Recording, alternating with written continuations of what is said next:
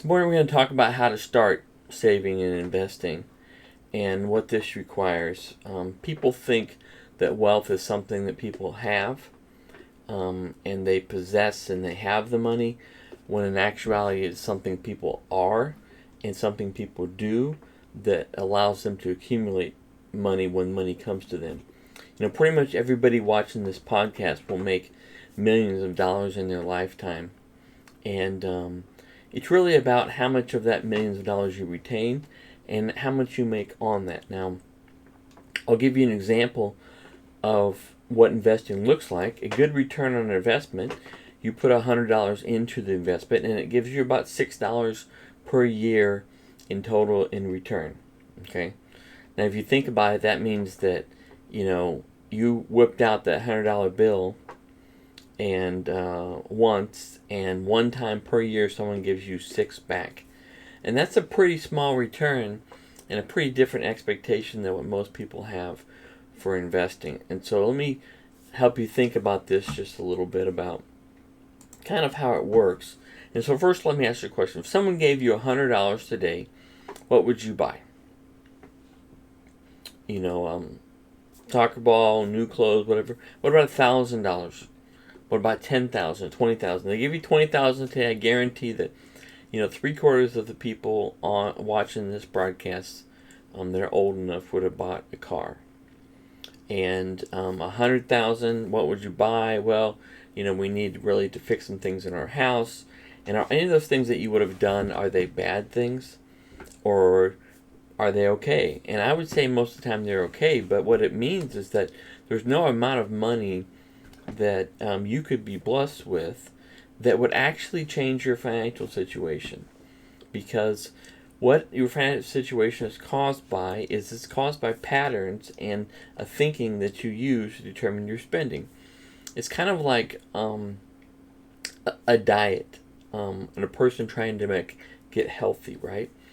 So if your criteria for whether or not you eat cake or not is whether there's a cake on the table and it exists on the table and then you eat it and then you gain weight because of eating that cake, that's kind of how money works. If you have the money, it's in the checking account, you spend it. So how do we work to control that behavior? Well, most people, they put a cake on the table and they resist it, and then they break down and eat the cake, okay? Well, we're not going to try to do any of those things because those never work.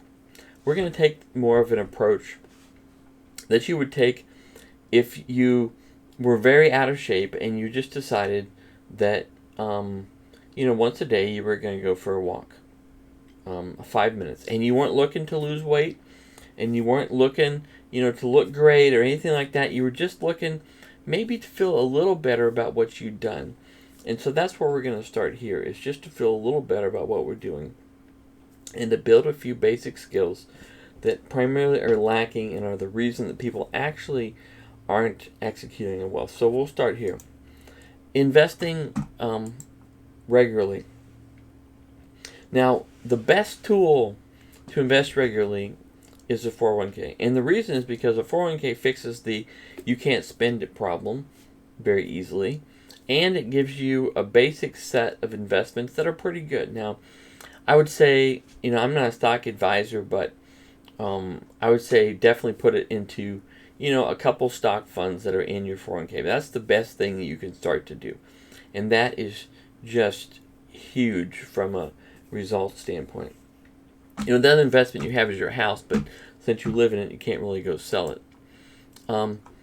Part of what you earn every 2 weeks or every month is yours to keep. You can keep it. You don't have to give it to someone else. And you need to decide what part of your money that is.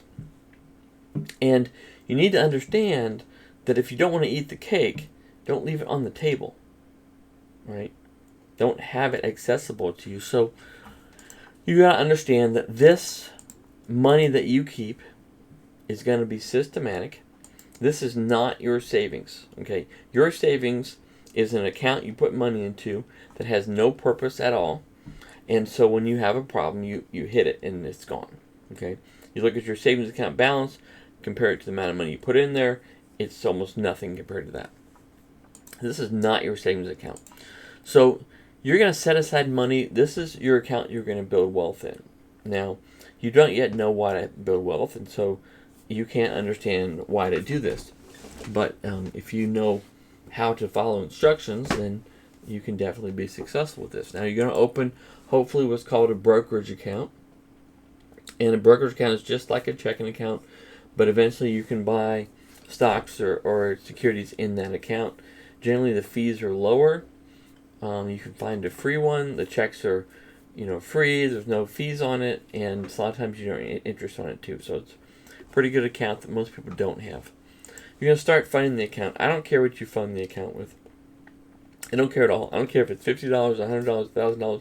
I don't care what it is, but start making an automatic monthly deposit into this account. Okay, every single month. Just automate it and leave it. Okay. Now, after you do these small steps, you do a systematic investment. Now, if you already have your 401k, feel free to take half of this money you're setting aside and automate it into an ETF. Okay, and just look at a broad market ETF like the S&P 500, and then these skill sets is what's going to change your life. Okay, number one, don't touch it. You have got the results you've gotten so far because of the way you think and the things that you do. Okay? It's true for everybody, whether good or bad. I'm not judging. But in order to get a different result, you're going to have to behave slightly differently. And you can leave, the cake on the table. What I prefer is I prefer not to think about the account. So you start funding this account, you start automatic investments account, and you don't touch it. Now, you're going to feel this compulsion when there's money in there to spend it. Okay, that is your compulsion. When you have money, when you have cake, you eat cake. Okay, so just ignore the account. If you can procrastinate, it's at a different location. Don't look at it. Don't worry about it. Just put it there. Don't touch it. Number two, don't make decisions that you think are smart. Okay. You're going to look at this account and you're going to say, I could buy a CD for 4% or 1%, whatever, and make more interest, okay? That is thinking you know how to invest, and you don't. Okay, the first thing you understand is you don't. Okay? So, what are we going to do with this? Well, first you're going to build the skill set of not touching it. And this is going to take probably 6 months to a year, I would say. Don't touch it. Don't invest it. Don't move it. Don't do anything. Just leave it. Okay. It's like if you take back to that first question and you say, if someone gave you $10,000, what would you do with it? And the answer, if you wanted to keep it, would be eventually put it in this account. Okay. And over, because you don't touch this account, right? You don't think, what's the smartest thing to do with this money? Do I buy CDs? Do I pay off debt? You don't think about those things because those things are not what you do in this account. What you do in this account is very, very, very specific.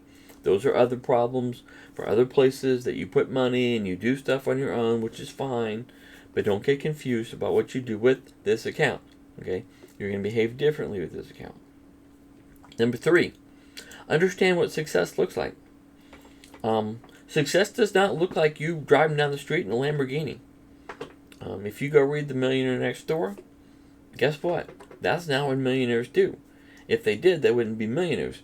You give a millionaire $10,000 and say, what are you going to do with this? You know what he says? He says, I don't know. Because money doesn't trigger him to go spend money. Money isn't the determining factor to say what he does in life.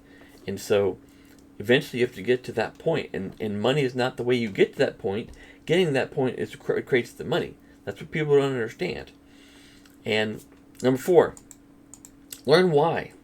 Why would you have this account with no purpose, nothing to use it for, nothing to do it for? Why would you have it? What does it do for you? What does it do for you that going out to eat doesn't do? What does it do for you that buying a new car doesn't do? People are looking for immediate gratification. And they're constantly triggered by whether they have money or don't have money. Okay?